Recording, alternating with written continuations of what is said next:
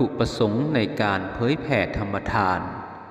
ช่องฟังธรรมะเพื่อชีวิตที่ดีงามจัดทำคลิปธรรมะขึ้นมาเพื่อนำทำคำสั่งสอนในทางพระพุทธศาสนาจากพ่อแม่ครูบาอาจารย์มาเผยแผ่ให้แก่ท่านสาธุชนได้รับฟังให้เกิดความเข้าใจในธรรมนำไปปฏิบัติใช้ในชีวิตประจำวันได้จริงและทั้งยังเป็นสะพานบุญให้กับผู้ที่มีจิตศรัทธาได้ร่วมสร้างทานบารมีได้มีโอกาสให้ทานรักษาศีลภาวนาและฟังธรรมะซึ่งเป็นมงคลชีวิตทำให้บุญที่เราทำทีละน้อยๆสะสมไว้แต่ทำบ่อยๆทุกๆวันบุญที่เราทำจะนำความสุขและความเจริญให้แก่ตนเองและครอบครัวตลอดไปขออนุโมทนาสาธุ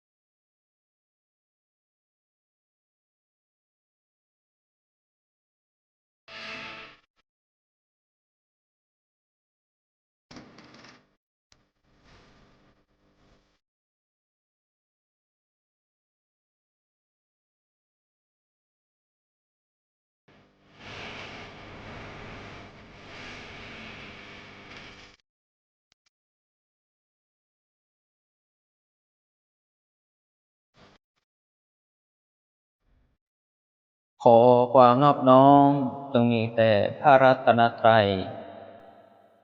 อันมีคุณพระพุทธพระธรรมพระสงฆ์พร้อมทั้งครูบาอาจารย์ผู้เป็นพระเถรานุเถระที่ได้รับฟังรายการณขณะนี้ขอความสุขความเจริญในธรรมจงมีแก่ท่านสาธุชนญาติโยมพุทธบริษัททุกท่านที่ได้รับฟังรายการธรรมะกฎแห่งกรรมตายแล้วไปไหนไม่สูญซึ่งในวันนี้เราจะมาพูดถึงเรื่องราวกฎแห่งกรรมการกระพฤติการกระทำของคนเราทั้งกายกรรมวจีกรรมมโนกรรมแต่ในวันนี้เราจะเน้นในเรื่องของการผิดศีลข้อที่1กฎแห่งกรรมกับการผิดศีลข้อที่1คือปาณาติบาตคือการฆ่าสัตว์การเบียดเบียนสัตว์การทารุณสัตว์ไม่ว่าคนหรือสัตว์ที่มีชีวิตที่มีจิตมีวิญญาณมีความรู้สึกสัตว์เหล่านั้นย่อมเป็นเพื่อนร่วมเกิดแก่เจ็บตายแต่บางครั้งการที่เราเกิดมาในโลกไม่ว่าจะเป็นมนุษย์ที่มีความประเสริฐกว่าสัตว์ทั้งหลายไม่ว่าจะเป็นประเสริฐกว่าช้างม้าวัวควายเกิดประเสริฐกว่าผู้ที่ไปเกิดเป็นสัตว์เดรัจฉานเพราะสัตว์เหล่านั้นย่อมเป็นทาสมาชดใช้กรรมในเศษกรรมที่เคยเป็นมนุษย์เคยเกิดเป็นสัตว์ประเสริฐแต่ต้องมาใช้กรรมให้กับมนุษย์เคยเป็นหนี้เป็นสินแล้วตายประมาณนี้ก็เหมือนในเรื่องของหลวงพ่อฤาษีลิงดำมันมีคนอยู่คนหนึ่งเป็นคนชาวจีนชื่อตาแปะอะไรสักอย่างนี่แหละท่านโยมแต่ว่าอาตมาก็อ่านมานานแล้วแหละท่านก็บอกว่าท่านเล่าบอกว่าเนี่ยนายคนนั้นติดฝิ่นมากไม่มีเงินจ่ายเขา ก็มาที่ร้านเมื่อไหร่ก็จะติดเงินนะเป็นหนี้เขาแต่พอดีเผอิญไปตายก่อนนะไปชิงตายซะก่อนจะใช้หนี้นะหนี้นั้นก็สลายไปแต่พอเวลาผ่านไปนะกรรมมันก็ยังติดตามนะญาติโยมพอคนนั้นตายไปเนี่ยเขาก็ไม่ได้ทำบุญทำทานไม่ได้รักษาศีลไม่ได้เจริญภาวนาหรือจิตก่อนตายเนี่ยไปนึกถึงสิ่งที่ไม่ดีนะอย่างเช่นการที่เราจะไปเกิดเป็นสัตว์เดรัจฉานเนี่ยคือจิตมีความหลงนะหลงในสมบัติหลงในอะไรต่างๆนายคนนี้ที่เป็นเจ๊กเนี่ยเป็นคนจีนเนี่ยเป็นคนไทยเชื้อสายจีนเนี่ยก็ไปเกิดไปเป็นวัวนะไปเกิดไปเป็นวัวก็ไปเกิดเป็นวัวของนายคนนั้นน่ะที่จะต้องเลี้ยงดูนะเลี้ยงดูเพื่อจะเอานายที่เป็นหนี้มาก่อนนั่นแหละศรัทธาญาติโยมคือเคยเป็นหนี้ใครก็เราไปเกิดไปเป็นสัตว์เลี้ยงของคนนั้นนะคนนั้นใช้งานก็ใช้งานสัตว์เหล่านั้นน่ะในการที่ไถนาบ้างอะไรบ้างต่างๆเนี่ยเป็นค่ารับใช้เขาเพื่อใช้หนี้เขาหนี้กรรมเก่าเป็นหนี้แล้วตายก่อนนะเนี่ยต้องไปใช้หนี้เขาเนี่ยพอนายคนเนี้ยมีหน้าที่การงานที่สมบูรณ์แข็งแรงนะก็รู้สึกว่าเลิกอาชีพเก่าก็เลยสงสารวัวมันก็ทำคุณงามความดีให้เราเยอะเนี่ยถ้ามันไม่มีมันต้นทุนต่างๆที่ก่อสร้างร่างแปลงมันเนี่ยมันก็จะไม่มีก็นึกถึงคุณของวัวตัวนั้นที่เคยเป็นหนี้ลูกหนี้ก่อนตั้งแต่ชาติก่อนนั่นแหละก็เอาวัวตัวนั้นเนี่ยไปถวายวัดนะเหมือนเขาทำทุกวันเนี่ยไปถ่ายชีวิตวัวอาจจะฆ่ามันก็สงสารนะ ก็ไปไว้วัดนะแต่ว่าเอาไว้วัดเนี่ยไปถ่ายวัดก็รับเลี้ยงรับอะไรไว้มีคนดูแลให้แต่เผอิญว่านายคนนั้นเนี่ยคืนนั้นก็นอนหลับก็ฝันเห็นหน้าดวงหน้าคนนั้นมาบอกว่าผมชื่อนายแปะนะผมเป็นหนี้อันเท่าแก่มาตั้งแต่ตอนนั้นน่ะติดยาฝิ่นเนี่ยติดหนี้ยาฝิ่นเนี่ยที่ต้องเกิดเป็นวัวเนี่ยต้องมาชดใช้นะเอามาผมมาไว้แบบนี้ผมไม่มีความสุขผมไม่ได้ชดใช้กรรมเนี่ยฝันนะพอเท่าแก่คนนั้นเนี่ยที่ฝันแบบนั้นเนี่ยเช้ามาก็เปิดดูบัญชีเก่าที่เคยเป็นหนี้ประก่อนไปดูมีชื่อคนนี้จริงนะก็เลยแบบคนนี้ติดหนี้จริงแต่ตายไปก็เลยจำเป็นต้องไปขอพูดกับหลวงพ่อก็บอกเอาวัวไว้ที่บ้านเถอะแต่เลี้ยงเขาให้ดีๆนะไม่ต้องใช้มาไม่ใช่ก็ต้องใช้งานมันมากเขาก็สงสารมันเพราะว่าคนรวยนะเขามีกินมีใช้ละเขาก็เลี้ยงมันด้วยความเมตตาเพราะมีกินมีใช้เจริญรุ่งเรืองได้ก็เพราะวัวตัวนี้แหละเป็นต้นทุนหาทุนช่วยทุนแรงมาให้เนี่ยเห็นไหมศรัทธาญาติโยมพบในวัฏสงสารเนี่ยมันไม่แน่ไม่นอนนะนั่นแหละนี่คือพูดถึงการเวียนว่ายตายเกิดของแต่ละคนนะเรื่องของกฎแห่งกรรมเนี่ยติดหนี้แล้วตายซะก่อนไปใช้หนี้เขาในภพภูมิของการเป็นสัตว์เดรัจฉานเนี่ยดังนั้นเนี่ยวันนี้เราจะมาพูดถึงการที่คนเราเนี่ยเกิดมาเป็นมนุษย์เนี่ยมันมีความสูงส่งมีความเป็นประเสริฐนะประเสริฐคือเราเป็นนายของสัตว์ทั้งหลายนะในโลกอะไรเนี้ยศรัทธาญาติโยมไม่ว่าเราจะเป็นนายของช้างเนี่ยช้างก็โดนคนคุมนะช้างก็โดนคนคุมแล้วก็ไม่ว่าหมาว่าแมวเนี่ยต้องมีคนทั้งนั้นนะที่จะต้องเป็นคนดูแลเขาหรือเป็นเจ้านายเขาเห็นไหมพวกเนี้ยเกิดมาเพื่อใช้กรรมนะเมื่อก่อนเคยเป็นมนุษย์หมดแต่เขาด้วยความรักความโลภความโกรธความหลงเนี่ยมันนำพาให้ไปเกิดนะเกิดเป็นในภพภูมิที่ต่ำนะดังนั้นเนี่ยวันนี้เนี่ยดังคำในพระพุทธวจนะเนี่ยท่านได้บอกไว้ว่าการที่คนเราเนี่ยจะได้ไปเกิดในทุกขติเนี่ยหลังจากตายเนี่ย ซึ่งอยู่ในพระพุทธวจนะเนี่ยในเรื่องของภพภูมิเนี่ยจุนทะเนี่ยสมัยหนึ่งเนี่ยจุนทะเนี่ยได้ถามพระพุทธเจ้าว่าเหตุใดเนี่ยให้เกิดในทุกขติเนี่ยหมายความว่าเหตุใดคนเราตายจากเป็นมนุษย์เนี่ยจะต้องไปเกิดเป็นสัตว์นรกเป็นเปรตเป็นอสุรกายเป็นสัตว์เดรัจฉานนี่คือทุกขตินะคือภพภูมิที่ต่ำกว่ามนุษย์นะจุนทะก็ได้ถามพระพุทธเจ้าก็ได้ตอบกับจุนทะว่าจุนทะความไม่สะอาดทางกายมี3อย่างนะหนึ่งเป็นผู้มีปกติทำสัตว์ให้ล่วงไปให้ตกล่วงไปสัตว์ที่มีชีวิตเนี่ยให้ตกล่วงไปนะมีหยาบช้าฝ่ามือเปื้อนด้วยโลหิตนะมีการฆ่าและการทุบตีเนี่ยไม่มีการเอ็นดูในสัตว์ที่มีชีวิตนะนั่นแหละคือเหตุของการไปเกิดทุกขติ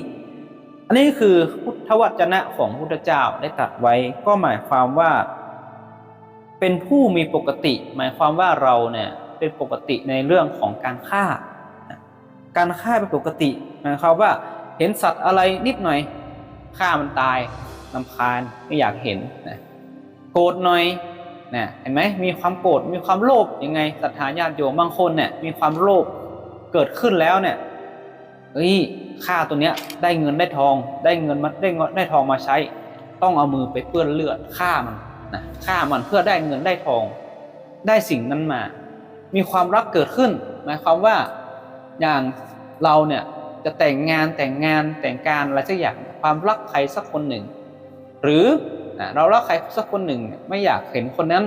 ทำร้ายไม่อยากเห็นสัตว์ตัวนั้นทำร้ายไม่ว่าคนหรือสัตว์ศรัทธาญาติโยมอย่างสมัยเนี้ยในปัจจุบันเนี่ยศรัทธาก็จะเห็นว่า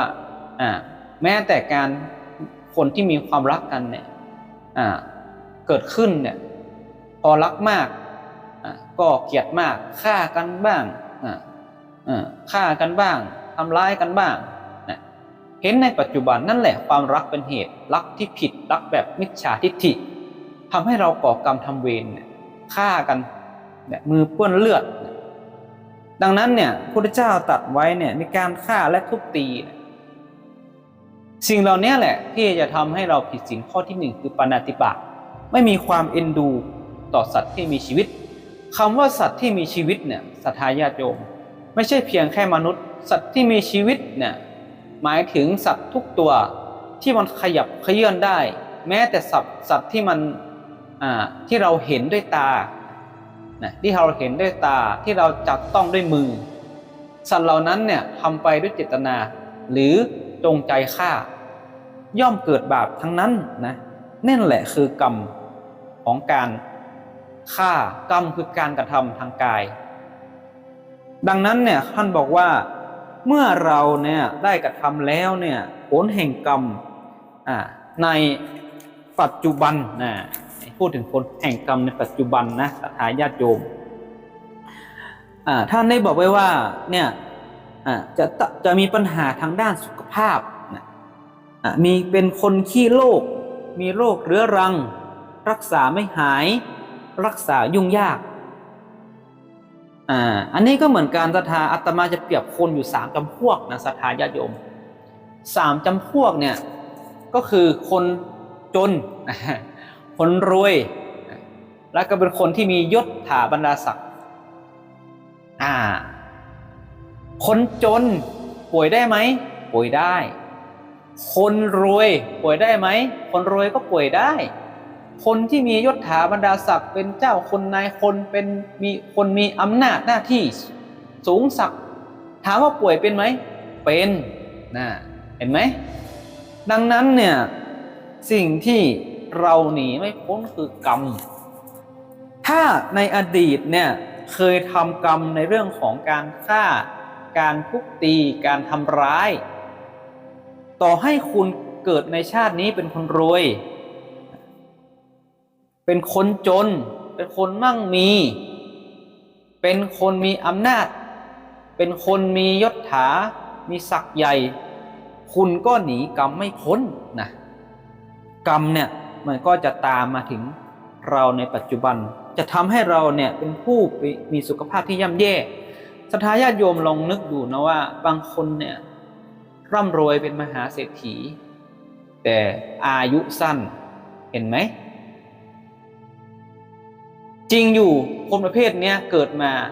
ชาติก่อนในอดีตชาติอาจจะเคยทำบุญมาเยอะแต่เขาไม่รักษาศีลมันก็เลยทำให้เราเนี่ยเป็นคนมีก็จริงมีคนมีกินมีใช้ด้วยอำนาจแห่งทานแต่ว่ากฎแห่งกรรมของการละเมิดศีลข้อที่ 1การฆ่าทุบตีเนี่ยการฆ่าคนอื่นก็เหมือนการตัดทอนชีวิตของตนเองเช่นเราไปฆ่าเขาเนี่ยอย่างเช่นว่าถ้าเราไปฆ่าเขาเนี่ยเขาก็จะมีอายุเพียงวันเดียวแต่ถ้าเราไม่ฆ่าเราเห็นแล้วเราไม่ฆ่าเราไม่ทำร้ายเราเอ็นดูเขาไม่ว่าคนหรือสัตว์เนี่ยสัตว์เหล่านั้นก็จะมีอายุยืนนานต่อไปเราก็ไปตามกรรมของเขาจะไปเจออะไรแต่เราไม่ฆ่าวันนั้นแสดงว่าเราเป็นคนให้อภัยทานให้กับสัตว์และให้ตนเองด้วยคือเราต่อให้มันทำร้ายเราแต่เราไม่ทำร้ายกับกรรมมันก็จบตรงนั้นไม่ผูกพันกันแล้วดังนั้นเนี่ยเมื่อเราโดนสัตว์เหล่านั้นทำร้ายหรือเราไม่ชอบขัดหูขัดตาเราไปฆ่ามันให้มันตายเนี่ยเราก็เป็นผู้ที่มีมือเปื้อนเลือดเป็นมือเปื้อนเลือดเนาะพูดรอเรือผิดมือเปื้อนเลือดนะแล้วก็ไปมีความทารุณไม่มีความเอ็นดูต่อสัตว์เนี่ยอย่างคำพุทธวจนะบอกกับจุนทะเลยว่าคนพวกเนี้ยตายไปแล้วเนี่ยจะต้องไปเกิดในทุกขติอย่างแน่นอนก็คือไปเกิดเป็นสัตว์นรกแล้วเนี่ยต้องไปเกิดเป็นเปรตหมดกรรมจะเกิดเป็นเปรตเป็นสัตว์เดรัจฉานเป็นสัตว์เดรัจฉานไปเกิดเป็นมนุษย์อาจจะรวยแต่ว่าเป็นคนขี้โลภบางคนมีเงินมีทองต้องเอาเงินไปรักษาตัวเองเนี่ยค่ายาเป็นหมื่นเป็นแสนเป็นล้านต่อให้หมดเป็นล้านบ้านเป็นหลังเนี่ยก็รักษาไม่หายนั่นแหละคืออำนาจกฎแห่งกรรมรักษายุ่งยากด้วยนะรักษาไม่หายสักทีดังนั้นเนี่ยแหละคือผลแห่งกรรมจากการฆ่านะแล้วก็คนศรัทธาญาติโยมก็จะเห็นเนาะในสมัยปัจจุบันเนี่ยบางคนก็ต่อให้คุณเป็นคนร่ำรวยอาตมา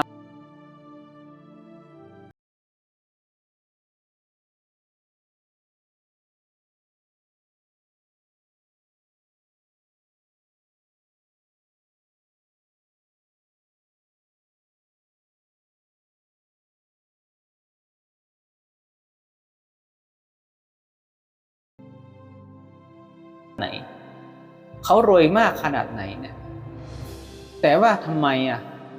มันเป็นกฎแห่งกรรมศรัทธาญาติโยมถ้ามองในหลักธรรมจริงๆนะมันก็เป็นกฎแห่งกรรมคนก็ไม่อยากให้มันเกิดโอ้เป็นคนรวยโอ้คนรวยตายถามว่าตายปุ๊บแบกบริษัทแบกเงินทองแบกอะไรไปด้วยไหมไม่ศรัทธาญาติโยมไม่เอาไปไม่ได้สักอย่างจริงอยู่เขาอาจจะเคยทำบุญมาเยอะก็จริงแต่ว่ากรรมน่ะมันหนีไม่พ้นศรัทธาญาติโยมพระโมคคัลลานะก็ยังหนีไม่พ้นเลยขนาดเป็นพระอรหันต์แล้วศรัทธาญาติโยมหนีโจรอยู่นั่นแหละเรามาพิจารณาดูหนีไปก็เท่านั้นหนีอะไรก็หนีได้แต่หนีกฎแห่งกรรมไม่ได้มีอภิญญาเหาะหนีตั้งกี่ครั้งพิจารณากรรมเก่าเราเคยไปทุบตีพ่อแม่พ่อถูกเมียคือภรรยาตัวเองเนี่ยยุยงว่าพ่อแม่จะฮุบสมบัติบ้างอะไรหลายๆอย่างพ่อแม่ไม่พูดด่าพูดร้ายต่อภรรยาตัวเองจนโกรธแล้วก็ฟังเชื่อคำของภรรยาเนี่ย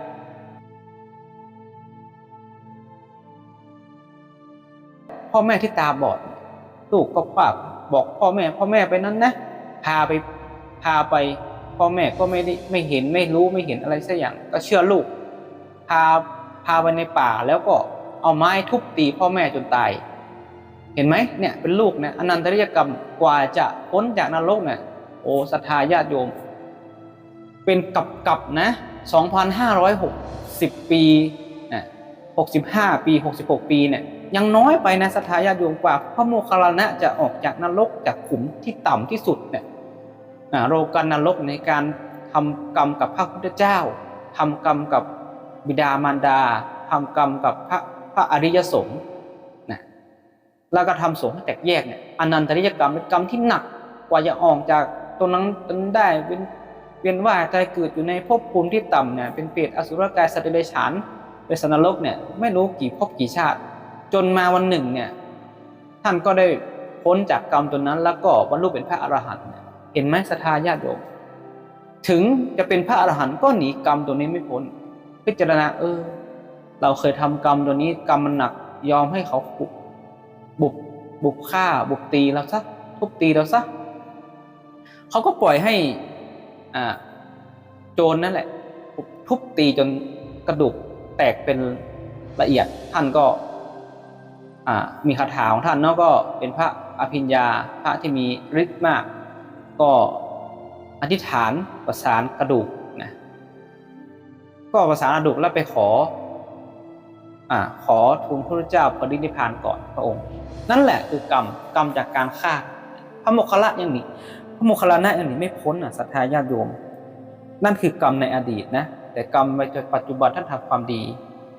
ท่านก็บรรลุถึงที่สุดของทุกข์ก็คือการพ้นจากการเวียนว่ายตายเกิดต่อไปก็จะเห็นเลยว่าคนที่ต่อให้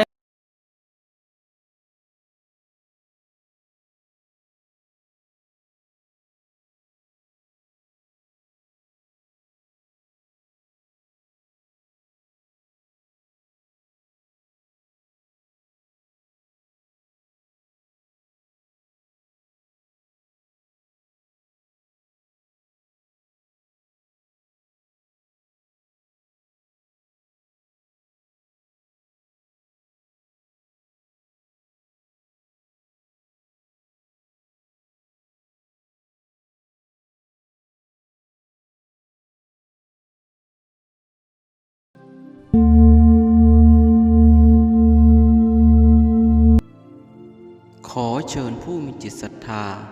ร่วมสร้างศาลาปฏิบัติธรรมณวัดพระธรรมจาริกห้วยปงอำเภอเชียงดาวจังหวัดเชียงใหม่ได้ที่ธนาคารกรุงไทยชื่อบัญชีพระศรีชัยกองเงินเลขที่บัญชี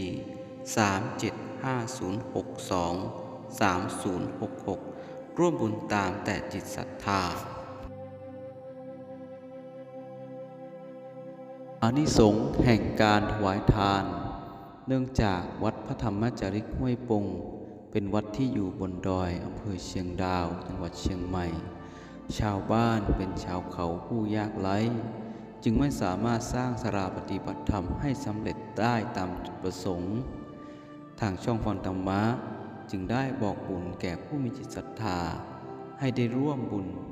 และย่อมเกิดอานิสงส์แห่งการถวายทานดังนี้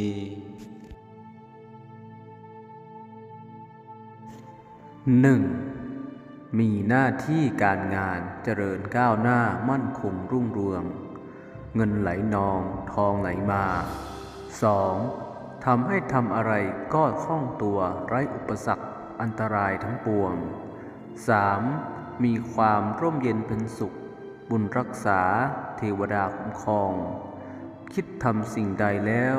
ก็สมความมุ่งมา่ปรารถนาในทุกประการการเวียนว่ายตายเกิดต่อไปก็จะเห็นเลยว่าคนที่ต่อให้คนเกิดในภพภูมิตระกูลที่สูงนะตระกูลที่สูงเป็นคนมั่งมีเป็นคนมีตระกูลสุดท้ายก็จะโดนอุบัติเหตุมาพรากชีวิตบ้างบางคนเกิดมามีมือมีเท้าครบถ้วนแต่เวลาผ่านไปได้รับอุบัติเหตุแขนขาดขาขาดในช่วงอายุ20 30 40เป็นคนพิการนั่นแหละศรัทธาญาติโยมนั่นก็คือกรรมของเขานะบางครั้งเนี่ยที่เห็นคนที่ตายก่อนอายุไขเนี่ยศรัทธาก็จะเห็นนะไม่ว่าอาตมาเชื่อว่าญาติโยมเนี่ยญาติโยมบางครั้งเนี่ยหรือคนที่รู้จักคงจะมีอุบัติเหตุที่เกิดขึ้นอาจจะถึงตายบ้างไม่ถึงตายบ้างแต่ถ้าจะดูในกฎแห่งกรรมแล้วเนี่ย พระเจ้าเนี่ยท่านบอกไว้ว่ายังไงก็หนีกรรมไม่พ้นนะถ้าคุณเคยทำบาปกรรมไม่ว่าในอดีตหรือในปัจจุบันเนี่ยคุณยังทำกรรมศีลข้อที่หนึ่งอยู่เนี่ยอุบัติเหตุจะเกิดขึ้นกับท่านแน่นอนคือท่านอาจจะไม่ตายก่อนวัยอันควรก็จริงแต่ท่านจะเป็นคนพิการตลอดชีวิต2ท่านจะตายก่อนวัยอันควรคืออายุ10 ปีตายบ้างจมน้ำรถชนแล้วก็อะไรหลายๆอย่างนะที่เป็นอุบัติเหตุทำให้ตายก่อนวัยอันควรคือวัยอันควรทุกคนนะคิดว่าอายุต้อง70 80 90 100ขึ้นไปนั่นแหละถึงจะปกติตายแบบปกติตายแบบโรคภัยไข้เจ็บมาไม่โดนรถชนตกรถตกเรือถ้าตกรถตกเรือเนี่ยเขาเรียกว่าตายโหงคือตายก่อนวัยอันควรอายุสั้นพันตายอันนี้คือผลของศีลข้อที่1ทั้งหมดนะศรัทธาญาติโยมแล้วก็ยังมีอีกนะศรัทธาญาติโยมก็คือการที่เราละเมิดศีลข้อที่1เนี่ยเราไปฆ่าเขาเราไปเบียดเบียนเขาเนี่ยศรัทธาญาติโยมลองนึกดูดีๆนะในปัจจุบันนี้ก็ยังมีคนที่ยังใช้การฆ่าเป็นอาชีพการทำทุกอย่างเพื่อได้ตามความรักความโลภของตนเองถ้าไปพูดทิ่มแทงใครก็ขออภัยแต่อาตมาพูดไปตามธรรมว่าสิ่งที่ญาติโยมคิดว่าการคิดว่ามันเกิดเป็นอาหารของโลกนั่นก็คือเราคิดว่ามันเป็นธรรมดาคือเราจะฆ่าแบบนี้เป็นธรรมดาซึ่งพระพุทธเจ้าก็ตัดอยู่กับพระพุทธวจนะแล้วว่าต่อให้คุณฆ่าการฆ่าเนี่ยไม่ว่าจะได้มาจากความเจตนาหรือไม่เจตนาแต่การฆ่าด้วยการใช้เป็นอาชีพเนี่ยยังน้อยๆก็ต้องมีเจตนาศรัทธาญาติโยมเรามีจิตใจบางคนไม่มีจิตใจเหี้ยมโหดไม่มีจิตใจเหี้ยมโหดไม่มีจิตใจปราณีใครเนี่ย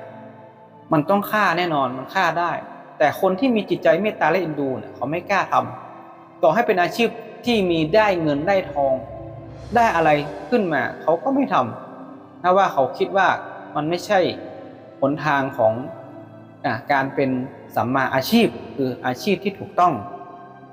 อาชีพที่อากูลต่อศีลธรรมดังนั้นเนี่ยคนที่เคยฆ่าไม่ว่าจะไปตัดขาบ้างตัดแขนบ้าง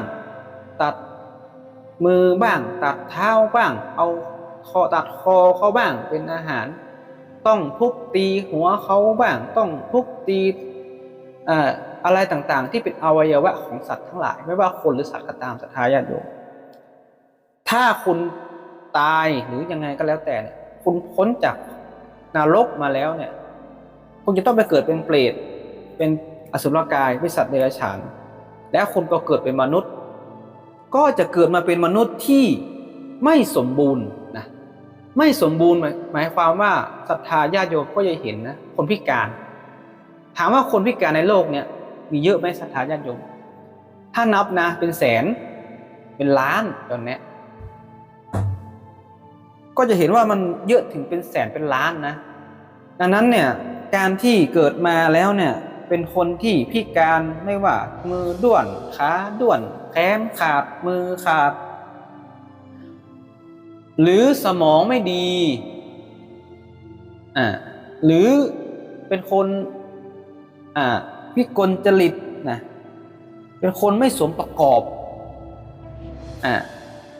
คือไม่ปกติเอาง่ายๆเนาะศรัทธาญาติโยมคือคนอื่นเขาเดินได้แต่ตัวเองต้องนั่งเดินลากขาเดินต้องมีรถวีลแชร์นะคนอื่นเขาใช้มือทำงานได้แต่ตัวเองต้องใช้แขนด้วนๆตัวเองไหว้ขอทานเขาข้างทางอันนี้ก็เหมือนกันคนขอทานประเภทนี้ก็บำพานแล้วว่าชาติก่อนก็ไม่เคยทำบุญนะไม่พอนะไม่ชอบทำบุญไม่พอยังรักษาศีลก็ไม่รักษาสุดท้ายก็ไปเกิดเป็นคนแขนด้วนเป็นคนพิการขอทานแถวข้างทาง แถวห้างสรรพสินค้าบ้างแถวตลาดนัดบ้างก็จะเขียนตามทั่วไปอันนั้นแหละคือผลแห่งกรรมใครทำตัวเองทำตัวเองนะแต่บางคนพิการแต่มั่งมีหมายความว่าเป็นคนพิการแต่เกิดในครอบครัวที่มีเงินมีทองนะก็ยังดำรงชีวิตอยู่ได้นะมีคนคอยดูแลนะก็เป็นกรรมของบุคคลนั้นด้วยพ่อแม่ก็ต้องดูแลเพราะว่าเป็นมีกรรมผูกกันมาสุดท้ายก็ต้องจำใจต้องเลี้ยงถ้าเป็นลูกเป็นหลานนะแต่เป็นคนพิการยังดีก็ยังมีสภาพที่ดีกว่านะดีกว่าคนที่เป็นขอทานนะจนด้วยไม่มีจะกินด้วยแล้วเป็นคนพิการด้วยอันนี้ก็จะหนักหน่อยดังนั้นเนี่ยก็เห็นได้ว่าเนี่ยการที่เราละเมิดศีลข้อที่1คือการฆ่าสัตว์เนี่ยมันทำให้เราเนี่ยอายุสั้นไม่พอเนี่ยเกิดมาชาติหนึ่งภพใดเนี่ยเราเคยไปฆ่าเขาหรือไปตัดแขนขาเขาขาดบ้างเอามาทำอาชีพมาค้าขายหรือรับจ้างฆ่าเขาเพื่อได้เงินเพราะความโลภคิดเอาแต่ชาตินี้ไว้คิดถึงชาติหน้าสบายชาตินี้ชาติหน้าจะเป็นไงกูไม่รู้แล้วแต่ไม่ได้สนศีลธรรมอะไรพระพุทธเจ้าสอนพระพุทธพระธรรมพระสงฆ์สอนไม่ฟังแล้วไงจะทุกข์จะยากอะไรขอปัจจุบันมีกินมีใช้ก็พอนะนรกก็คืออะไรนะตถาเคยถามเขานะนรกคืออะไรนรกก็คืออะไรคือที่ไม่มีเงินใช้คือนรกมีเงินใช้นี่คือสวรรค์มีเงินใช้ในที่นี้ถ้าคุณได้มาจากความสุจริตไม่ได้เบียดเบียนใครไม่ได้ฆ่าใครไม่ได้ขโมยใครไม่ได้ไปทำอะไรที่ผิดศีลผิดธรรมเนี่ยอันนี้อนุโมทนาแต่ถ้าคุณได้มาโดยที่ไม่สุจริตคือทุจริตได้มาโดยไม่ชอบโกงเขามาลักขโมยมาฆ่าเขามาอันนั้นแหละมันจะเป็นกรรมติดตัวของท่านต่อไปศรัทธาญาติโยมกรรมยังมีนะการได้เกิดเป็นมนุษย์เนี่ยศรัทธาให้เห็นปัจจุบันเลยอาตมาจะพูดกฎแห่งกรรมปัจจุบันเลยก็คือการที่มาเป็นมนุษย์แล้วเนี่ยพ้นจากนรกเปรตอสุรกายสัตว์เดรัจฉานแล้วจากเศษกรรมเป็นสัตว์มนุษย์เป็นสัตว์ประเสริฐมาเป็นคนเนี่ยศรัทธาจะเห็นไหมเคยได้ยินไหมเด็กกำพร้า เด็กกำพร้าเด็กครอบครัวแตกแยกเด็กมีปัญหาแล้วก็หลายอย่างศรัทธาญาติโยมแล้วก็โดนคนใกล้ตัวฆ่าอย่างได้ข่าวนะเห็นไหมขนาดพ่อแม่ลูกด้วยกันฆ่าถามว่าเป็นคนกำพร้ายังไงพ่อแม่เลี้ยงไม่ไหวเอาไปปล่อยเอาไปโยนทิ้งเห็นไหมพ่อถ้าแม่แท้ๆฆ่าได้นั่นแหละคือกรรมจากการที่เราไปฆ่าเขาไปทำร้ายเขากรรมมันส่งผลให้เราไปเกิดกับคนที่มีจิตใจที่อำมหิตจิตใจที่ไม่มีศีลไม่มีคุณธรรมจึงทำให้เราไปเกิดในท้องของบุคคลนั้นบุคคลนั้นก็มีจิตใจที่คล้ายๆกับคนที่เขามาเกิดกับเราหรือเรามาเกิดกับเขาเขาก็ยังเอาเราไปออกก่อนคือทำแท้งบ้างเนี่ยฆ่าตั้งแต่อยู่ในท้องยังไม่เห็นเดือนยังไม่เห็นตะวันเลยยังไม่เห็นเดือนไม่เห็นตะวันเนี่ยตายตั้งแต่ยังอยู่ในท้องตายอยู่ในท้องก็เนี่ยไอ้คนที่ตายในท้องก็จองกรรมจองเวรกับคนที่เป็นแม่อีกมีเยอะแยะนะไม่อาฆาตโอ้โหทำอะไรผิดฆ่าแล้วนะนี่เอาไว้พูดต่อไปในเรื่องของการทำแท้งแล้วก็การฆ่าเนี่ยตัวคนใกล้ตัวฆ่าเนี่ยก็เหมือนกันในข่าวเห็นไหมญาติโยมลูกฆ่าพ่อแม่ฆ่าพ่อฆ่าแม่อยู่ในครอบครัวเดียวกันแต่ฆ่ากันเห็นไหมกรรมมันจัดสรรให้เราไปอยู่กับคนที่จิตใจเหมือนกับเราในอดีตมันจัดสรรให้เราไปเป็นอย่างนั้นให้เราไปตายก่อนนะหมดกรรมให้เราเจ็บให้เราตายถ้าเราเป็นคนกำพร้าเป็น คนที่ไม่มีพ่อไม่มีแม่ก็เหมือนการศรัทธาญาติโยม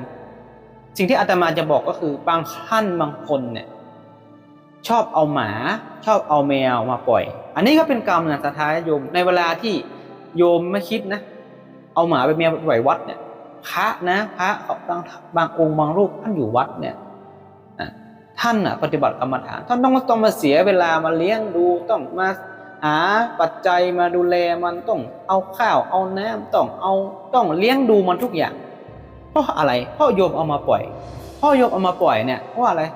โยมเลี้ยงไม่ไหวแต่โยมเห็นว่าพระไม่ได้ทำอะไรโยมไปทำบาปซ้ำซ้อนเลยนั่นแหละสุดท้ายเป็นไงโยมไปโดนลูกโยมทอดทิ้งตอนโยมป่วยตอนโยมใกล้จะตายไม่มีใครมาเหลียวแลตอนโยมมีความทุกข์หนักๆจะโดนทุกข์ที่ซ้ำซ้อนกว่าเดิมนั่นแหละระวังให้ดีอันนี้คือพูดถึงกรรมของการผิดศีลข้อที่1นะแต่อันนี้เรากำพร้าก็อยู่ในศีลข้อที่1เหมือนกันนะเด็กกำพร้าเห็นมาอยู่มากมายนั่นแหละคนเราเกิดมาในโลกนี้ศรัทธาก็เห็นปัจจุบันเกิดมาก็ไม่มีพ่อแล้วเกิดมาก็ไม่มีแม่แล้วเกิดมาก็อยู่กับใครไม่รู้นะต้องมาอยู่ในสถานสงเคราะห์นะได้เจอสภาพแวดล้อมที่เด็กที่มีปัญหาอยู่ร่วมกันอีกบางครั้งก็มีความทุกข์นะคนนั้นรังแกทำร้ายข่มเหงข่มขืนไม่พอเนี่ยบางครั้งก็คิดจะฆ่าตัวตายนั่นแหละมันเป็นกรรมนะศรัทธาญาติโยมให้เราพิจารณาดูนี่คือกรรมข้อ1ก็ยังไม่หมดนะศรัทธาญาติโยมก็ยังมีอยู่ก็คือการที่เราไปฆ่าสัตว์กรรมที่มันตามมาจากอดีตชาติยังทำให้เราเนี่ยเป็นคนที่ต้องตายแบบทรมานศรัทธาคงนึกออกเนาะภาพตายแบบทรมานแบบไหนจะตายก็ไม่ตายสักทีนะโดนโรคภัยลุมล้อมไม่แบบทุกข์นะทั้งคนเป็นคนอยู่ไม่พอตายแบบทรมานตายแบบต้องเจ็บถึงที่สุดเจ็บมากๆแต่มันไม่ตายสักทีนั่นแหละทรมานสัตว์แบบไหนบางคนฆ่าสัตว์แบบวิปริตก็มีตัดแข้งตัดขาทีละชิ้นละชิ้นแต่ไม่ฆ่านะเอาไปกินนะวันพรุ่งนี้มาตัดอีกจิ๊ดตัดแข้งตัดขาตัดเนื้อเขาไปกินวันนี้ก็มาตัดอีกเนี่ยนั่นแหละตายแบบทรมานไปฆ่าเขาทีละน้อยละน้อยมันทอนเขาทีละน้อยสุดท้ายเราทนไม่ไหวก็ตายทนไม่ไหวที่สุดของทุกข์ของมันคือทนไม่ไหวปุ๊บถึงที่สุดมันก็เลือดไหลจนหมดตัวตายอันนี้ตายแบบทรมานคือตายแบบเดียวกับสัตว์ที่เราเคยฆ่านั่นเองศรัทธาญาติโยมเราไปเคยฆ่าแบบสัตว์แบบไหนในอดีตชาติเนี่ยมันก็จะส่งผลให้เราเนี่ยโดนฆ่าแบบนั้นนั่นแหละเขาเรียกว่ากรรมตามสนองแล้วก็สุดท้ายเนี่ยกรรมจากการเป็นมนุษย์เนี่ยที่จะเห็นนะศรัทธาญาติโยมอันนี้เราก็จะเห็นในปัจจุบันเลยว่าบางคนก็จะเป็นรูปร่างเกิดมาอัปลักษณ์นะ อัปลักษณ์ในที่นี้ไม่ใช่ผิวแค่ผิวนะอาจจะเป็นคนผิวซามแต่ไม่หนักพอบางคนก็จะมีเป็นเท้าแสนปมนะมีปมด้อยสังขารนะเป็นคนไปที่ไหนก็มีคนแบบมองดูถูกเหยียดหยามนะเป็นคนมีปมด้อยในเรื่องของไปไหนก็แบบคนรังเกียจศรัทธาญาติโยมเห็นรูปร่างหน้าตาเห็นรูปร่างของเราแล้วไม่มีใครอยากจะเข้าใกล้ไม่มีใครอยากสนทนาไม่มีใครอยากจะไปร่วมเสวนาข้อเขาคิดว่าเราเป็นตัวอัปลักษณ์ประมาณนี้ ดังนั้นเนี่ยมันเป็นกรรมนะศรัทธาญาติโยมถ้าญาติโยมมาพิจารณาตามคำสั่งสอนของพระเจ้าแล้วเนี่ยพระเจ้าก็ตัดอยู่แล้วถ้าเรามีความทุจริตทางกายยังไงเราก็ต้องไม่พ้นจากความทุกข์อย่างแน่นอนแล้วก็เนี่ยการที่เราเนี่ยไปทำร้ายเขาเนี่ยอย่าคิดว่าเรามีความสุขนะการทำร้ายเขาก็เหมือนทำร้ายเรา เพราะสุดท้ายกรรมก็ต้องมาตอบสนองย้อนกลับให้เรานะเพราะว่ามันก็จะทำให้เราเนี่ยลำบากในภายภาคหน้าด้วยอาจจะลำบากทั้งชาตินี้ด้วยบางคนฆ่าเขาคิดว่ามีความสุขสุดท้ายก็ติดคุกติดตารางเป็นแผลใจทั้งชีวิตเนี่ยเคยฆ่าคนตายไปก็ไปเกิดเป็นสัตว์นรกอีกแต่ต่อให้เราจะหนีกรรมได้อย่างไรคำว่าหนีกรรมในที่นี้เราไม่ใช่ไปนอนในโลงศพนอนในอะไรต่างๆที่เขาทำกันนะศรัทธาญาติโยมหนีกรรมในที่นี้ก็เพราะว่าเราจะไม่ทำแบบนี้อีกต่อไปกล่าวคำอโหสิกรรมบอกว่าต่อไปนี้อะไรต่างๆด้วยกายกรรมด้วยวจีกรรมด้วยมโนกรรมที่ข้าพเจ้าได้เคยล่วงเกินแก่สัตว์ทั้งหลายเคยทำไปแล้วเนี่ยข้าพเจ้าจะไม่ทำอีกแล้วก็ปฏิบัติตนให้อยู่ในทานในศีลในภาวนาสิ่งเหล่านี้แหละมันก็จะนำให้เราเนี่ยหลุดพ้นได้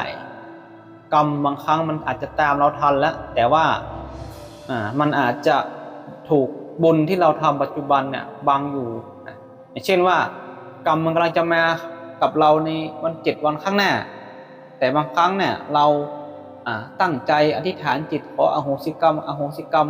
ต่อเจ้ากรรมนายเวรแล้วเราก็ประพฤติตนในสิ่งที่ดีด้วยไม่ประมาทด้วย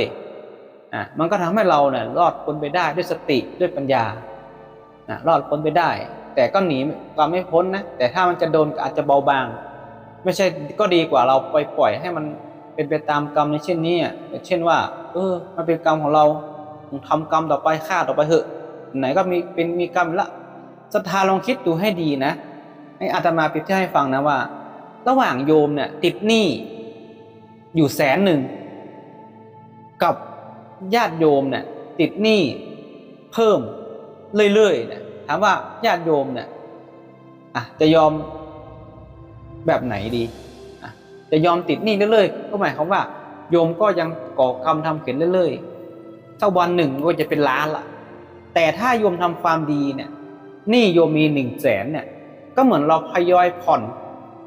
นจ่ายไปเดือนละ1,000 2,000ผ่อนจ่ายเดือนละ100เดือนละ3,000ทำดีมากๆก็40,000 20,000 10,000ทำดีหน่อยนักมากๆก็50,000นั่นแหละก็เหมือนกับคำว่าเราทำดีเพื่อใช้หนี้กรรมนะทำดีต่อไปมันก็สักวันหนึ่งก็จะหมดหนี้ไปกรรมมันมาถึงเรามันก็จะกลายเป็นจากหนักก็กลายเป็นเบาจากเบาก็กลายเป็นอโหสิกรรมแต่ถ้าเราไปมีกรรมกับคนที่เขาไม่ยอมเขาจะเอาชีวิตเราอย่างเดียวอันนี้ก็ต้องยอมไปตามกรรมเพราะว่าดวงจิตวิญญาณทุกคนเนี่ยมันไม่เหมือนกันบางคนก็ขอโทษขออโหสิกรรมก็ให้อภัยกันได้แต่คนในโลกนี้ไม่ว่าคนหรือสัตว์แหละไม่ว่าในภพภูมิไหนก็ตามต่อให้ขอโทษต่อให้อ้อนวอนต่อให้ทำดีด้วยเขาก็ไม่ยอมเขาก็จะเอาชีวิตเราอันนี้ก็อีกแบบหนึ่งอันนี้ก็อยู่ที่กรรมภัยเวรมันแต่ก็ดีกว่าว่าเราปล่อยให้มันเป็นไปตามกรรมคือไหนก็จะไหนมันก็บาปแล้วทำเรื่อยๆฆ่าไปเรื่อยๆถ้าวันหนึ่งโยมจะพ้นโดมินี่100,000อยู่แล้วเนี่ยแต่โยมจะเป็นหนี้เป็นล้านอีกโยมยิ่งทุกข์หนักกว่าเดิมอีกพอจะหมดกรรมนี่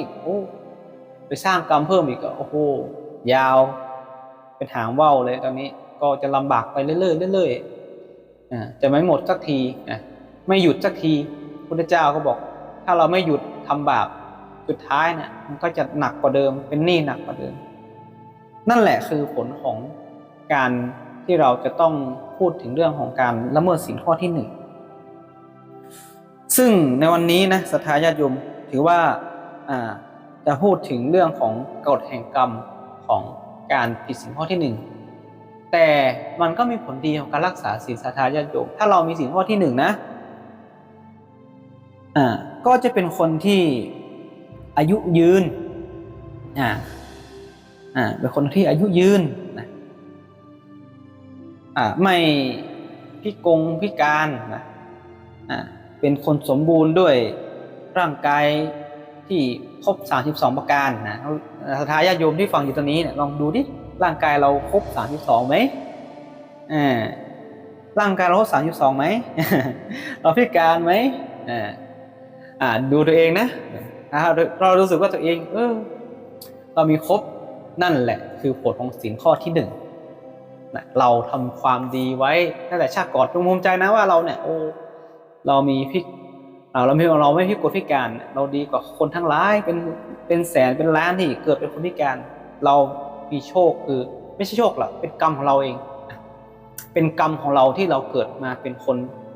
มีอวัยวะครบ32ประการก็คือเราเป็นคนที่มีศีลมาตั้งแต่ชาติก่อนไม่เบียดเบียนมีความเอ็นดูสัตว์แล้วก็มีความเมตตาต่อสัตว์เห็นไหมแล้ว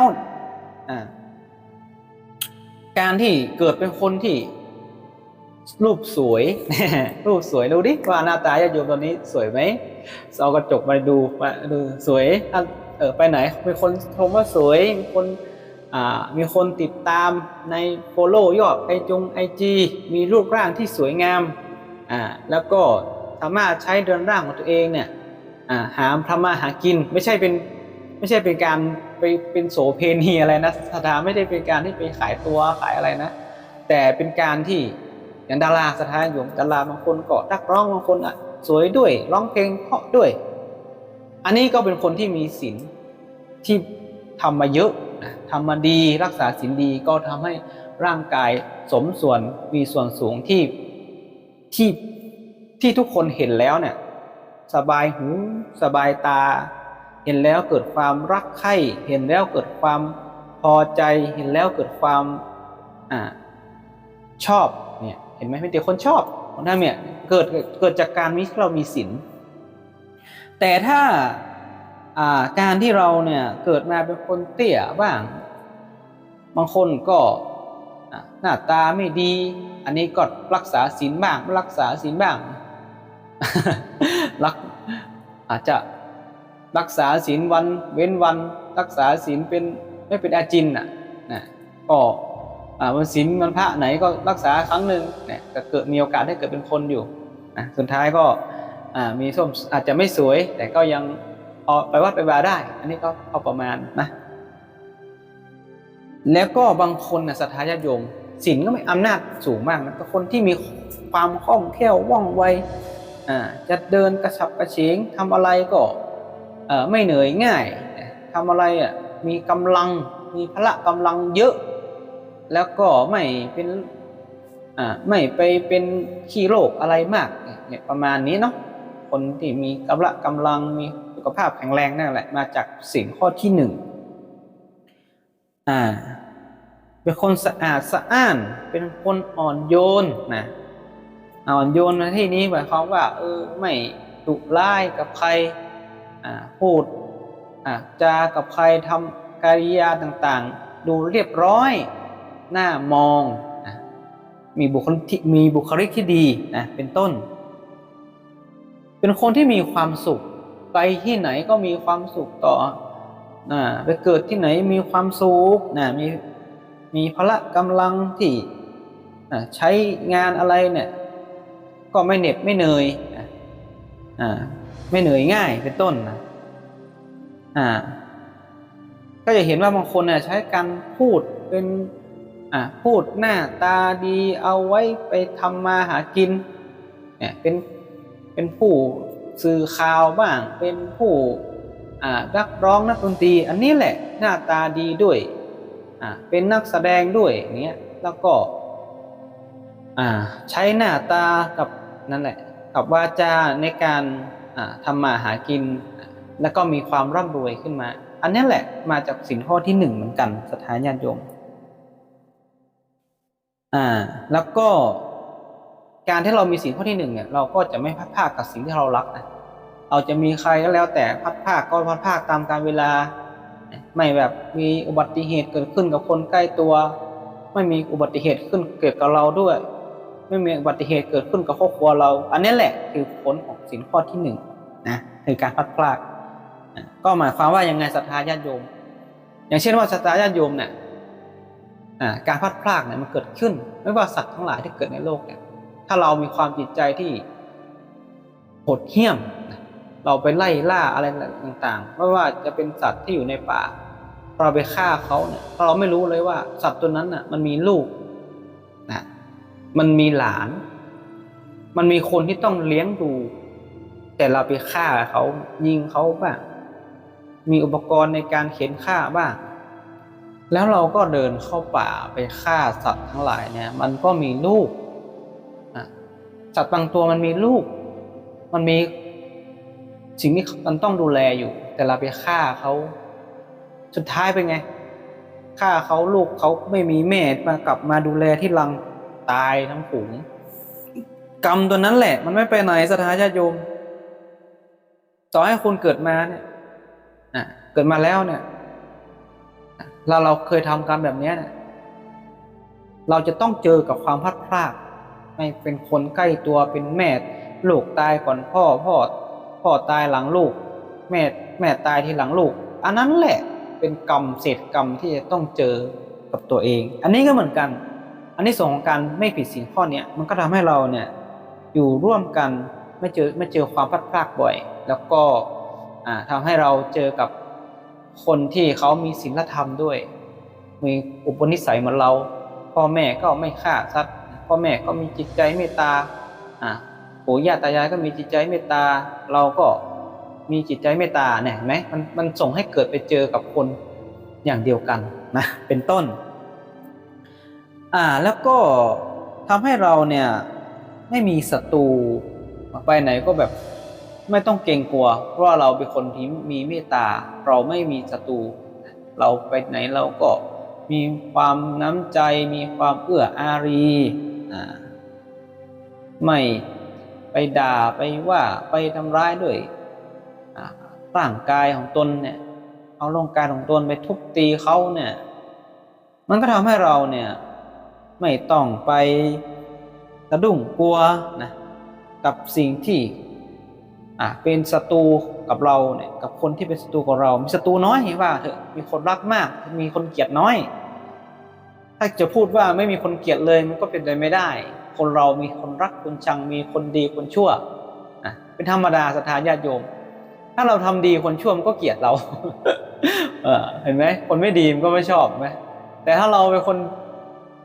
คนชั่วคนไม่ดีมันก็ไม่ชอบแต่คนไม่คนถ้าเราทำชั่วเนี่ยคนดีก็ไม่ชอบอยู่สังคมไหนเขาก็ไม่ชอบเขาก็ไม่ปรารถนาจะอยู่ด้วยประมาณนี้ศรัทธาญาติโยมมันก็เป็นโลกธรรมเนาะว่าต่อให้เราเกิดมาในโลกนี้เป็นคนดีมันก็ต้องมีคนเกลียดบ้างแต่คนเกลียดของเราเนี่ยเป็นคนที่ไม่ดีแต่ถ้าเป็นคนดีแล้วให้คนเกลียดดีกว่าเพราะว่าอะไรมันก็ทำให้เราเนี่ยสร้างกรรมของเราให้มันดีเขาทำกรรมไม่ดีสุดท้ายเขาก็ไปตามกรรมของเขานี้แก่นี้เกิดนี้ตายไม่ได้นะนี้แก่นี้เจ็บนี้ตายไม่ได้อย่าไปหวังนะอย่าไปคิดเกิดมาไม่ถึง100 ปีก็ตายหมดธรรมดาแล้วก็เป็นคนที่มีบริวารด้วยนะท่านว่าเนี่ยถ้าการที่เราเป็นคนมีศีลข้อที่1เนี่ยเป็นคนมีบริวารมากคนรู้จักมากนั่นแหละแล้วก็มีคนพอพูดอะไรไปมีคนช่วยเหลือหมดเลยเห็นไหมอานิสงส์ของเขาทำให้รูปสวยสดทรงดีเป็นคนที่ไม่มีโรคไม่มีอะไรให้มากอย่างที่พระเจ้าบอกว่าอโรคยาปรมาราภาการไม่มีโรคเนี่ยเป็นลาภอันประเสริฐการที่ไม่มีโรคก็เกิดจากการรักษาศีลข้อที่1ดังนั้นเนี่ยทำการรักษาศีลข้อที่1เนี่ยทำให้เราเนี่ยเป็นคนไม่มีโรคต่อให้เราอายุมากขนาดไหนเราก็ไม่มีโรคภัยไข้เจ็บที่มันมาหนักๆอาจจะมีเจ็บไข้ได้ป่วยเล็กๆน้อยๆแต่โรคภัยหนักๆอย่างมะเร็งอย่างอะไรต่างๆที่มันเป็นโรคภัยที่มันต้องใช้เงินรักษาหนักๆมันจะไม่เกิดขึ้นเลยนะแล้วก็เขาก็ยังบอกว่าสุดท้ายเนี่ยมันบอกว่าเขาก็จะไม่อายุสั้นพันตายอายุยืนนั่นเอง อันนี้คือทั้งหมดของศีลข้อที่หนึ่งนะว่าเห็นทั้งโทษเห็นทั้งคุณของมันนะอันนี้พูดถึงภพภูมิมนุษย์เนาะว่าการที่เราเกิดเป็นมนุษย์แล้วเนี่ยเราเป็นสัตว์ประเสริฐที่สุดแล้วแหละแต่ถ้าเรารักษาตัวเองด้วยการมีศีลธรรมได้เนี่ยพุทธเจ้าก็ทรงตรัสไว้ว่าการที่เรามีกายกรรมวจีกรรมมโนกรรมที่สุจริตมีความเมตตามีความเอื้อเฟื้อมีความเอ็นดูต่อสัตว์ทั้งหลายทั้งปวงที่เกิดมาเนี่ยภพภูมิต่อไปคือสุคติเท่านั้นหมายความว่าคุณจะไม่ดับจิตหรือคือทำกาละเนี่ยกาละก็หมายความว่าในวันใดวันหนึ่งเนี่ยของเราเนี่ยจะต้องถึงวันเวลาที่ต้องตายเนี่ย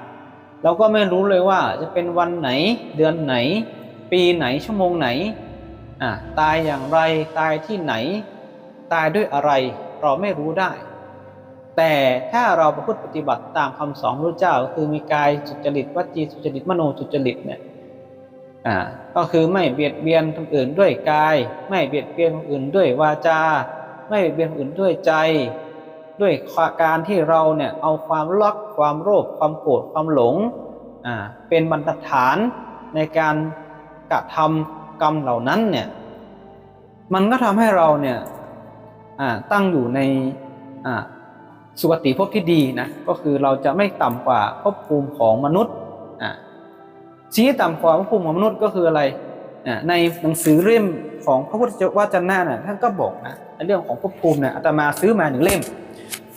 ก็เพื่อว่ามาศึกษาและเอามาเผยแผ่ให้กับศรัทธาญาติโยมเนี่ยได้รับฟังกันว่าเนี่ยถ้าเราเนี่ยทิ้งจากศีลไปแล้วเนี่ยเราจะต้องมีภพภูมิไหนคือต้องต่ำกว่ามนุษย์ก็คือต้องเกิดเป็นเปรตเป็นสัตว์นรกก่อนเป็นสัตว์นรกกรรมเบาบางแล้วมาเกิดเป็นเปรตกรรมเบาบางแล้วมาเกิดเป็นสัตว์เดรัจฉานนั่นแหละคือกรรมของการที่เราละเมิดศีลทั้งนั้นเลยดังนั้นเนี่ยเราจะแก้ไขยังไงถ้าเราหลุดพ้นก็จะต้องทำอะไรบ้างในเรื่องของการที่เราจะหลุดพ้นได้เนี่ยเราต้องรู้ก่อนว่าธรรมะที่พระเจ้าเนี่ยสอนคืออะไรเราต้องรู้ก่อนว่าความดีคืออะไรความดีก็คือพูดง่ายๆก็คือเรามีทานให้ทานกันให้ทานมีความเมตตาดูแลกันรักษากันมีความเอื้อเฟื้อเผื่อแผ่ต่อกันอยู่ร่วมกันด้วยเมตตาอันนั้นแหละคือการให้ทานให้ทานในที่นี้ไม่ใช่แค่ให้ทานแก่พระภิกษุสงฆ์แต่หมายความว่าให้ทานกับคนที่ใกล้ตัวก็มีอานิสงส์มากศรัทธาญาติโยมการที่เอาให้ทานให้กับคนที่มีคุณมากอย่างเช่นพ่อแม่เนี่ยพ่อแม่เป็นคนที่มีพระคุณมากต่อเราดังนั้นเนี่ยถ้าเราทำบุญกับคนที่มีพระคุณมากกับเราเนี่ยมันก็จะทำให้เราเนี่ยมีอานิสงส์นะศรัทธาอย่าคิดว่าการให้ทานเนี่ยต้องเป็นพระที่บิณฑบาตตอนเช้าอย่างเดียวอันนั้นก็ทานนอกบ้านเป็นพระนอกบ้านแต่พระในบ้านของเราก็คือพ่อแม่ของเรานะนั่นแหละไม่ต้องไปอะไรมากมายนะทายาโยมเลี้ยงท่านดูแลท่านด้วยการที่เราหาเงินด้วยตนเองเนี่ยด้วยสุจริตเนี่ยเราเลี้ยงพ่อแม่มีอะไรก็แบ่งปันให้พ่อแม่กินพ่อแม่ใช้พ่อแม่เจ็บป่วยเราก็ดูแลเอื้อเฟื้อความเมตตาวงของความกตัญญูเนี่ยเป็นวงที่ใหญ่มากนะเคยอ่านหนังสือของหลวงพ่อฤาษีลิงดำในเรื่องของตายแล้วไปไหนไม่สูญเนี่ยวงของความกตัญญูเนี่ยมันเป็นวงบุญที่ใหญ่มากนะถ้าเรามีความกตัญญูต่อพ่อแม่เนี่ยมันก็จะทำให้เราเนี่ยไม่ไปตกในที่ต่ำในเช่นนี้ก็คือในพวกปัจจุบันเราก็จะมีแต่ความเจริญรุ่งเรืองขึ้นไปเรื่อยๆไม่ตกต่ำดังนั้นเนี่ยการให้ทานเนี่ยให้ทานกับพ่อแม่คนใกล้ตัวเราก่อนเลยคนที่เขามีคนที่เขาอยู่ร่วมกับเราเนี่ยทำให้ทานเขาไปช่วยเหลือกันไปรักษาศีลคือเราก็สามารถปฏิบัติในปัจจุบันได้ต่อให้เราในอดีตเนี่ยเราเคยฆ่าเราเคยทำร้ายเราเคยทำอะไรที่ผิดศีลธรรมเนี่ยแต่พอเรามาฟังธรรมะหรือเราฟังคำสั่งสอนของพระพุทธเจ้าจากพระธรรมจากพระสงฆ์แล้วเนี่ยกับครูบาอาจารย์แล้วเนี่ยเราปรับตัวเองได้เราแก้ไขตัวเองได้ปัจจุบันเราก็ ที่เราพลาดเราไปเนี่ยเพราะเราไม่รู้เพราะเราไม่รู้ เราก็ตั้งจิตอธิษฐานว่าต่อนี้ไปเนี่ยเราจะไม่ทำแบบนี้อีกอย่างคำของพระสงฆ์นะพระสงฆ์ก็เหมือนการศรัทธาญาติโยมพระสงฆ์เนี่ยจะมีคำหนึ่งเขาเรียกว่าคำปรงอาบัติอาตมาก็จะเวลาไปปรงอาบัติ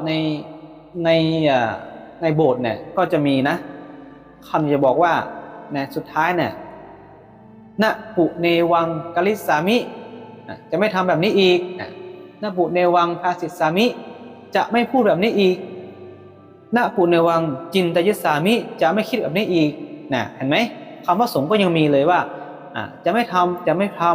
คิดจะไม่พูดแบบนี้อีกก็หมายความว่าตั้งสัจจะอธิษฐานว่าต่อไปข้างหน้าเนี่ยเราจะไม่พูดเราจะไม่คิดจะไม่ทำในสิ่งที่ไม่ดีแบบนี้อีกเพราะตอนนี้เรามีปัญญาแล้วเรารู้แล้วว่าถ้าเราทำไปแล้วเนี่ยความทุกข์มันไม่ได้เกิดจากใครเราฆ่าเขาเราก็ฆ่าเราเหมือนกันฆ่าตัวเองในที่นี้ก็คือสร้างกรรมเป็นหนี้กรรมอยู่แบบนี้แต่ถ้าเราหยุดได้อย่างพระองคุลิมานเนี่ยเห็นไหมพอท่านเจอกัลยาณมิตรอย่างพระพุทธเจ้าเนี่ยพระองค์เทศนาเนี่ยว่าหยุดแล้วแต่ท่านเนี่ยไม่หยุดก็หมายความว่าท่านหยุดจากการทำบาปแล้วพอได้ยินพุทธสุภาษิตของพระพุทธเจ้าแค่นี้เนี่ยก็ทำให้องคุลิมานเนี่ยกลับตัวกลับใจจากโจรมาเป็นพระแล้วก็ปฏิบัติตนเข้าถึงพระนิพพานดังนั้นเนี่ยให้เราให้ดูพระโมคคัลลานะเนี่ยในเรื่องนี้นะโมคคัลลานะพระองคุลิมานเนี่ยเป็นตัวอย่างว่าชาติก่อนหรืออดีตเนี่ยเคยทำชั่วทำเลวอะไรมาก็แล้วแต่ปัจจุบันเรากลับตัวกลับใจได้ก็ถือว่าเราเนี่ยได้พบกับกัลยาณมิตรคอยสั่งสอนคอยบอกคอยกล่าวคอยให้ความรู้คอยให้กำลังใจคอยให้บรรเทาทุกข์ที่อยู่ในใจของเราเนี่ยตั้งใจเลยวันนี้เราจะไม่ฆ่าสัตว์ เราจะไม่เบียดเบียนใครเราจะไม่เอาร่างกายเนี่ยไปเบียดเป็นใครเราจะไม่เอาวาจาเนี่ยไปเบียดเป็นใครเราจะไม่เอาจิตใจของเราเนี่ยไปทำร้ายไปคิดร้ายกับใครทั้งความรักความโลภความโกรธความหลงเนี่ยสุดท้ายเนี่ยมันก็จะทำให้เราเนี่ยตั้งมั่นอยู่ในคุณงามความดีของมันเองนะสักวันใดสักวันหนึ่งก็ถือว่าตอนนี้ก็อยู่ในช่วงท้ายรายการละศรัทธาญาติโยมตอนนี้ก็เกือบชั่วโมงหนึ่งละพูดมาดังนั้นเนี่ยในเรื่องของกฎแห่งกรรมของการที่ผิดศีลข้อที่หนึ่งคือปาณาติบาตเนี่ยก็บอกโทษแห่งคุณหมดละอยู่ที่ว่าศรัทธาญาติโยมเนี่ยจะนำไปใช้นำไปคิดนำไปพิจารณาหรือใช้ปัญญาในการใคร่ครวญในสิ่งที่อาตมาภาพเนี่ยได้พูดถึงเรื่องของกฎแห่งกรรมเนี่ยก็เอามาจากในพระพุทธวจนะด้วยนะศรัทธาโยมยกตัวอย่างมาจากพุทธวจนะด้วยว่าคนที่จะเกิดในภพภูมิทุกขติได้แก่คนที่มีกายทุจริตวจีทุจริตมโนทุจริตสุดท้ายก็ต้องไปเกิดในภพภูมิที่ต่ำกว่ามนุษย์ขอให้ญาติโยมเนี่ยรักษาความเป็นมนุษย์ของตัวเองให้ดีมีศีล5บริสุทธิ์แล้วก็พยายามสิ่งต่างๆไม่อยากเกิดเป็นคนจนให้ก็ให้ทานให้ทานในที่นี้ไม่ใช่กินเยอะนะ หมายความว่าให้ทานหมายความว่าเป็นคนที่มีจิตใจเอื้อเฟื้อเผื่อแผ่มีจิตใจเมตตามีจิตใจที่ไม่เบียดเบียนทำร้ายคนอื่นหรือไปคดโกงคนอื่นก็คือมีความเอื้ออาทรเอื้ออารีต่อกันอันนั้นแหละคือการให้ทานให้ทานในที่นี้ก็เอื้อเฟื้อดูแลพ่อดูแลแม่คนที่เขาอยู่ข้างๆเรารักษาเขาให้ดีอันนั้นแหละคืออานิสงส์ที่ดีที่สุดละแล้วก็มีศีลอยากสวยให้รักษาศีลอยากมีปัญญาก็ให้เจริญภาวนาฟังธรรมะบ่อยๆก็จะเป็นบุญที่จะส่งผลให้โยมมีความสุขในปัจจุบันนี้แล้วก็ในอนาคตเบื้องหน้าของโยมก็อาจจะเข้าถึงซึ่งพระนิพพานอธิษฐานไว้เลยเนาะว่าบุญทั้งหลายที่ทำเนี่ยขอให้เข้าถึงซึ่งพระนิพพานในชาตินี้และอนาคตอันใกล้นี้ด้วยเถิดอันนี้ก็คือที่สุดของความทุกข์ละแหละคือพุทธเจ้าบอกว่าที่สุดของความทุกข์คือการปรารถนาพระนิพพานทำบุญทุกอย่างเพราะพระนิพพานเท่านั้นอันนั้นแหละคือแก่นของพระพุทธศาสนาดังนั้นเนี่ย ก็ขอให้ญาติโยมเนี่ยนำคำสั่งสอนเนี่ยจากพระพุทธเจ้าแล้วก็คำสอนของพระธรรมพระสงฆ์เนี่ยนำมาปฏิบัติใช้กับตนเองให้เข้าถึงถึงความทุกข์ที่จะเกิดขึ้นในใจของเรามันก็จะเบาบางลงเมื่อเรารู้ว่าการทำชั่วแบบนี้มันจะทำให้เราทุกข์หรือเราระลึกได้ว่าเราเคยทำแบบนี้เพราะกรรมอะไรอาตมาได้พูดไปหมดละในเรื่องของอานิสงส์และโทษของมันถ้าเรารู้ว่าอยู่ในเกณฑ์ที่อาตมาพูดไปแล้วเนี่ยมันอยู่ในส่วนไหนให้ญาติโยมแก้ไขตนเองในปัจจุบันแล้วก็ทำตัวเองให้ดีขึ้นแล้วสุดท้ายมันก็จะทำให้เราเนี่ยมีความสุขเองจิตของเราเท่านั้นคือของเราจริงๆร่างกายของเรามันคือเปลือกเท่านั้นตายไปก็ทิ้งทุกอย่างแม้ว่าร่างกายของตนเองและก็ที่นอนที่กินหรือบ้านที่เราอยู่มันต้องทิ้งหมดคนที่เรารักที่สุดเขาก็ทิ้งเราถึงเวลาก็ต้องทิ้งกันหมดมันเหลือแต่จิตใจเราเท่านั้นที่จะนำพาไปทั้งบุญและบาปก็ขอความสุขสวัสดีความเจริญในธรรมจงมีแก่ท่านทั้งหลายขอให้มีความสุขความเจริญอย่าได้เจ็บอย่าได้จนแล้วก็ขอให้มีธรรมนำทางจนเข้าถึงซึ่งมรรคนิพพาน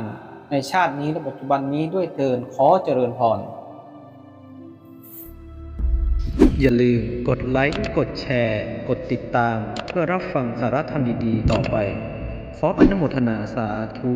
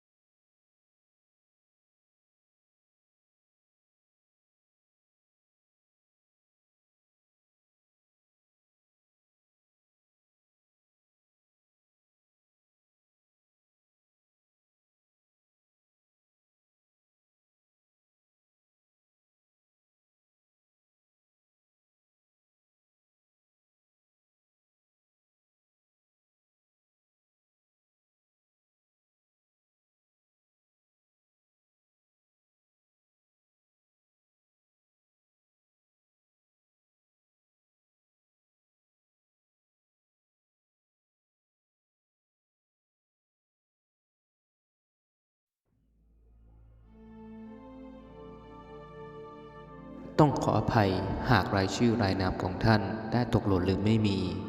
กรุณาติดต่อได้ที่วัดปฐมจริกห้วยปงโท โทร 0939829539 หรือแอดดีไลน์มาที่ธรรมโรยี 21 Facebook เพจวัดพระธรรมจริกห้วยปงอำเภอเชียงดาวจังหวัดเชียงใหม่และจะได้นำรายชื่อของท่านมาอนุโมทนาในวันถัดไปขออนุโมทนาสาธุ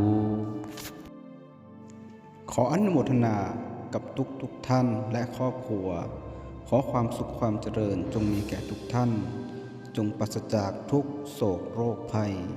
มีอายุมั่นยืนยาวมั่งมีสีสุขร่ำรวยเงินทองสมปรารถนาในทุกประการได้โอกาสสร้างบุญบารมีตลอดไปจนกว่าจะเข้าถึงพระนิพพานด้วยเถิดสาธุ อานิสงส์แห่งธรรมทาน 1. กรรมเวรจากอดีตชาติจะได้ลบล้างกลายเป็นอโหสิกรรม 2. หนี้เวรจะได้ขี้คลายพ้นภัยจากทะเลทุกข์ทั้งปวง 3. โรคภัยไข้เจ็บจากเจ้ากรรมในายเวรจะพ้นไป 4. สามีภรรยาที่แตกแยกจะคืนดีต่อกัน 5. วิญญาณของเด็กที่แท้งในท้องจะได้ไปเกิดใหม่ 6. กิจการงานจะราบรื่นสมความปรารถนา 7. บุตรจะเฉลียวฉลาดเจริญรุ่งเรือง 8. บารมีคุ้มครองลูกหลานให้อยู่เย็นเป็นสุข 9. พ่อแม่จะมีอายุยืนเป็นร่มโพร่มใสของลูกหลาน 10. ลูกหลานเกเรจะเปลี่ยนแปลงตนเป็นคนดี 11. วิญญาณทุกข์ของบรรพบุรุษจะพ้นจากการถูกทุกข์ทรมานทั้งปวงสาธุท่านสามารถร่วมบุญสนับสนุนค่าไฟฟ้าอินเทอร์เน็ตเพื่อการเผยแผ่ธรรมทานได้ที่บัญชีธนาคารกรุงไทยชื่อบัญชีอาสมพระธรรมจาริกบ้านห้วยปงเลขที่บัญชี 516-078-7127 ขออนุโมทนาในกุศลศรัทธาของทุกท่านสาธุเผยแผ่สื่อธรรมทานโดยพระสิทธิชัยอัตตทันโตกดไลค์กดแชร์กดติดตามช่องฟังธรรมะเพื่อชีวิตที่ดีงามเพื่อรับฟังธรรมะในการต่อไป